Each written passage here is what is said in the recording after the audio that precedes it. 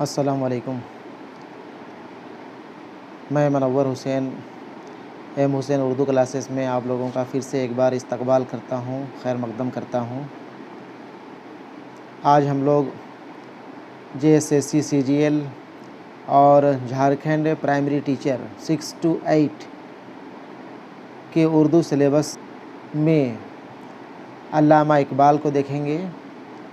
अल्लामा इकबाल को बहुत बेहतर तरीके से आप लोगों को जान लेना, पढ़ लेना ज़रूरी है। यहाँ पे बहुत तफसील से तो नहीं, लेकिन बहुत मुख्तसर भी ना कहा जाए, चूँकि यहाँ पे जो भी पॉइंट मैंने नोट किया हुआ है, यह पॉइंट काफ़ी स्टडी करने के बाद कई किताबों को सामने रख कर के निकाला है।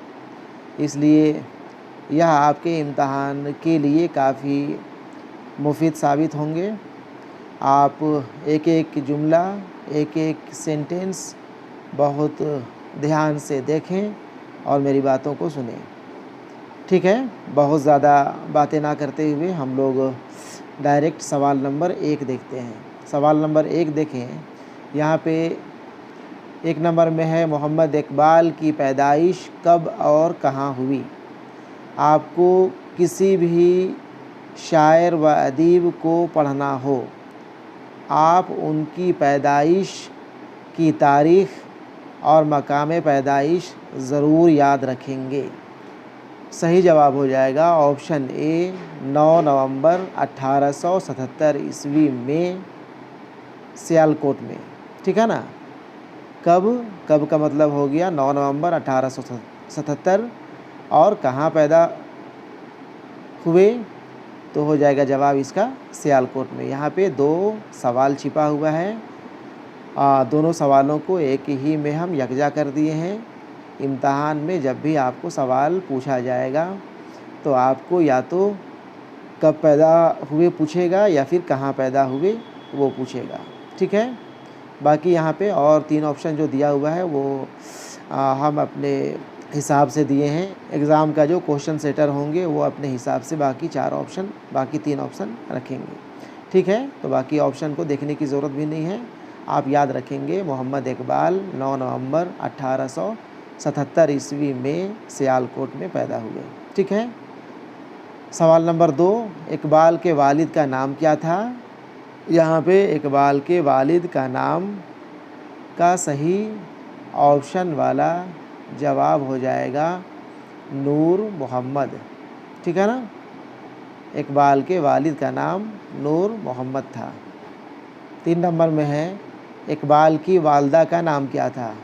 इकबाल की वालदा का नाम था अम्मा बीबी, ठीक है। आप दोनों वालिद वालदा का नाम याद रखेंगे। वालिद साहब का नाम नूर मोहम्मद और माँ का नाम अम्मा बीबी था, ठीक है। यहाँ पे डायरेक्ट हम जवाब लिख दिए। यहाँ भी आपको 4 ऑप्शन दिया हुआ रहेगा, लेकिन ऑप्शन ना लिखते हुए मैं डायरेक्ट यहाँ पे जवाब लिख दिया हूँ।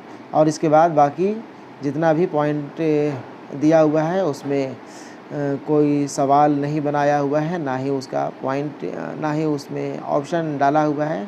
आप एक एक पॉइंट को ध्यान से देखते जाएं, सुनते जाएं। 4 नंबर में है, इकबाल 6 भाई बहन होते थे, ठीक है ना, याद रखेंगे। इकबाल 6 भाई बहन होते थे। 5 में है, इकबाल के बुज़ुर्गों का सिलसिला कश्मीर से मिलता है। 6 नंबर देखें, इकबाल ने इब्तदाई तालीम सैयद मीर हसन से हासिल की, अरबी फ़ारसी और दीनी उलूम की, ठीक है ना। इब्तदाई तालीम उस ज़माने में अरबी फ़ारसी की ही हुआ करती थी, साथ ही दीनी उलूम की भी तालीम लोग घर पे ही हासिल किया करते थे या फिर मदरसे मकतब में किया करते थे, ठीक है ना।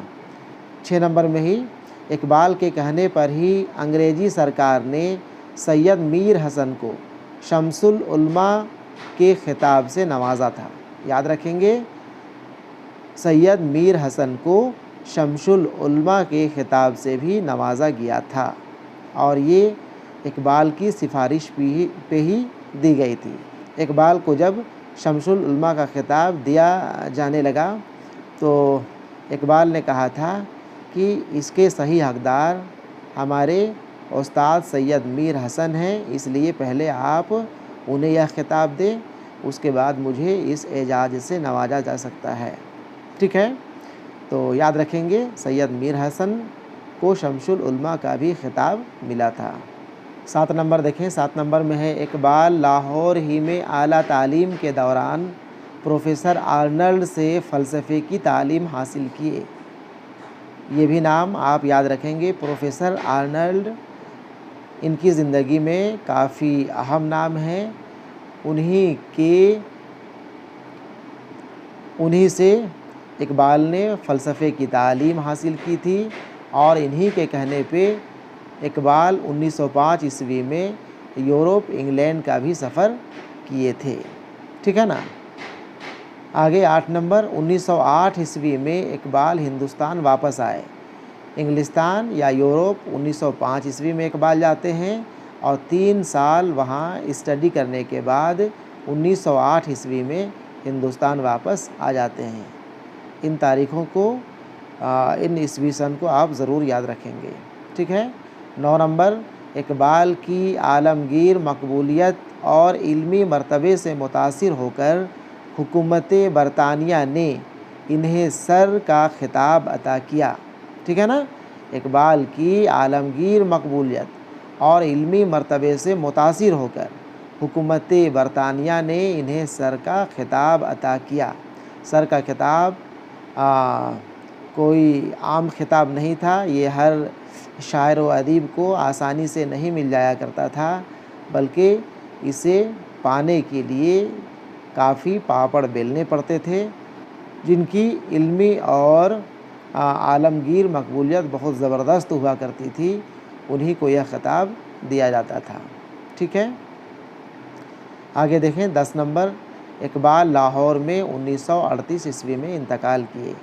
तारीख़ पैदाइश या सन पैदाइश, मकाम पैदाइश के साथ साथ तारीख़ वफ़ात भी बड़े बुज़ुर्गों की, बड़े नामी गिरामी शख्सियत की आप लोगों को ज़रूर याद रखनी चाहिए। ठीक है, आप इसे भी याद रखेंगे कि इकबाल लाहौर में 1938 में इंतकाल किए थे।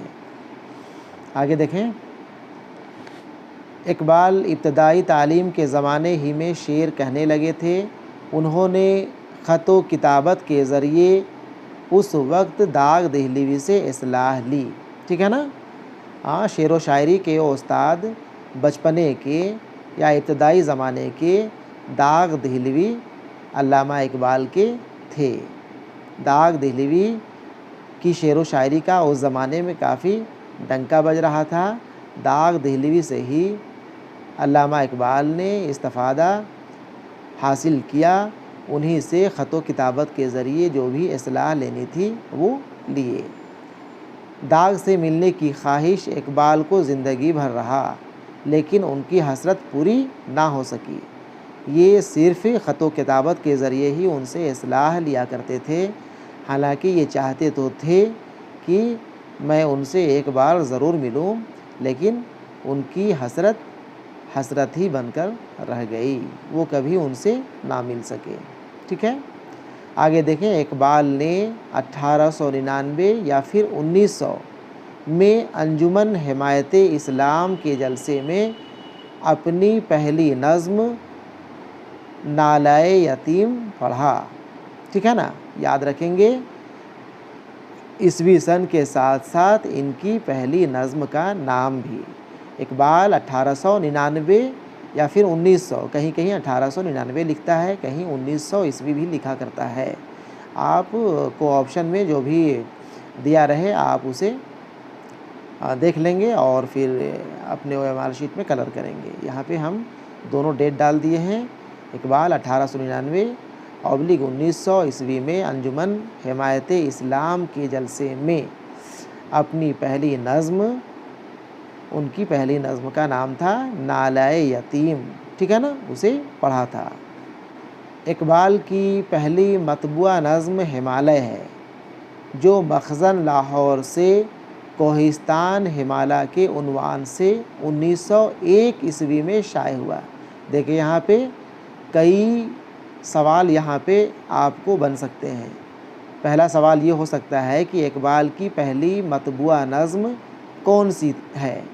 सही जवाब होगा इसका नज़्म हिमालय। अगला सवाल पूछ सकता है इकबाल की पहली मतबूआ नज़्म हिमालय किस रिसाला में छपी थी? तो यहाँ पे सही जवाब हो जाएगा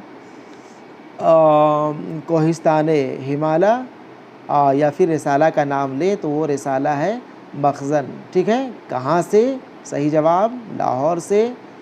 कब शाये हुआ था? तो सही जवाब हो जाएगा 1901 ईस्वी में। ठीक है ना। इस तरह से यहाँ पे आपको कई सवाल छिपे हुए हैं, कई सवाल यहाँ पे आपके लिए बन सकते हैं। ठीक है, अगला पॉइंट देखें, इकबाल की पहली गज़ल 1894 ईस्वी में छपा। यहाँ पे गज़ल का ज़िक्र हुआ है। इनकी पहली नज़्म जो मंज़र आम पे आई थी वो नज़्म हिमालय थी। और गज़ल की अगर हम बात करें तो गज़ल 1894 ईस्वी में छप करके लोगों के सामने आई थी।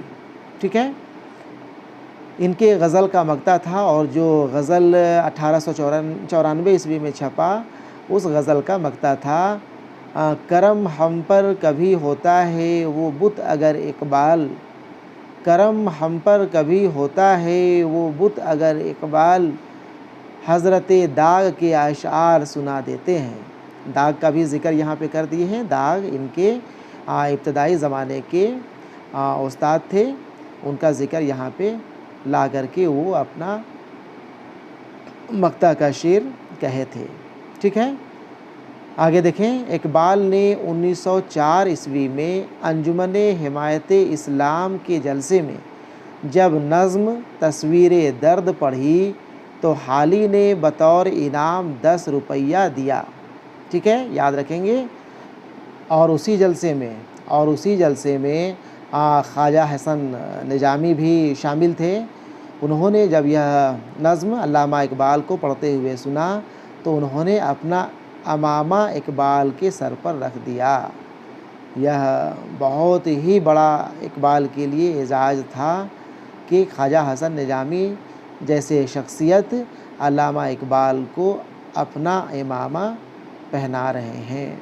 ठीक है, आगे देखें, इकबाल का उर्दू में पहला मजमुआ कलाम बांगे दरा है। याद रखेंगे उर्दू का। ठीक है ना। इकबाल के यूँ तो कई मजमुए शाये हुए जो कि फ़ारसी ज़बान के थे, लेकिन यहाँ पे उर्दू की बात हो रही है। यहाँ पे इकबाल का उर्दू में पहला मजमुआ कलाम बांगे दरा है। बांगे दरा याद रखेंगे, उर्दू का पहला मजमुआ कलाम। ठीक है ना, जो 1924 ईस्वी में शाये हुआ। ईस्वी सन भी याद रखेंगे। बांगे दरा 1924 ईस्वी में शाये हुआ। इसके बाद उर्दू में ही बाले जिब्राइल 1935 ईस्वी और ज़रबे कलीम 1936 के नाम से छपकर हमारे सामने आए। ठीक है ना। 1935 में बाले जिब्राइल छपा और 1936 ईस्वी में ज़रबे कलीम। अरमुगान हिजाज उनका ही कलाम का मजमुआ है जो फ़ारसी और उर्दू दोनों ज़बानों में लिखी गई है। ठीक है ना। इनका चौथा मजमुआ कलाम जो उर्दू और फ़ारसी दोनों ज़बानों में थी, उस मजमुआ का नाम है अरमुगान हिजाज। ठीक है, और यह मजमुआ 1938 ईस्वी में छपकर मंज़र आम पर आया था। ठीक है, इस तरह से अल्लामा इकबाल के बारे में यूँ तो जानने के लिए बहुत कुछ है और आप इसके अलावा भी अलग अलग किताबों से इनके बारे में मुताला कर सकते हैं। लेकिन यहाँ पे जो मैं बेहतर समझता था, जो मेरे नज़र में बेहतर पॉइंट्स हो सकते थे अल्लामा इकबाल को लेकर के, उसे ही नोट करने की कोशिश किया हूँ। बाकी कितना अल्लामा इकबाल के बारे में याद रखते हैं वो आपके ऊपर डिपेंड करता है, लेकिन कम से कम में आप इन पॉइंट्स को ज़रूर याद रखेंगे। ठीक है, अल्लाह हाफ़िज़।